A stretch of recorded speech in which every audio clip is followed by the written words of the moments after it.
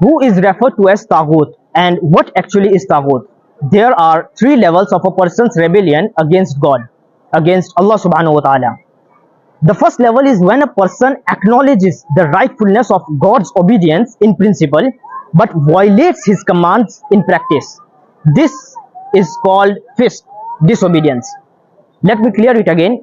The first degree is when a person acknowledges the obedience to God as right in principle but practically violates his commands.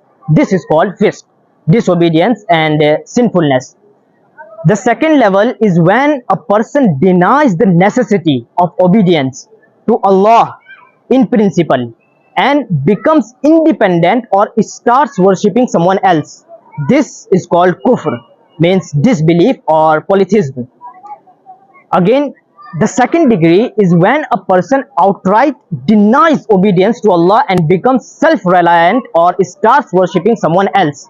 This is called Kufr, means disbelief.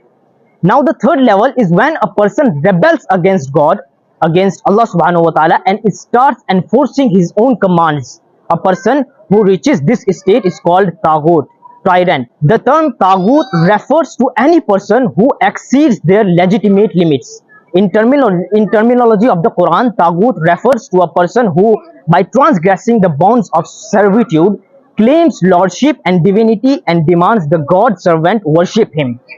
So when a person rebels against Allah subhanahu wa ta'ala and starts enforcing his own authority or starts to rule by his own decrees, a person in such a state is called Taghut.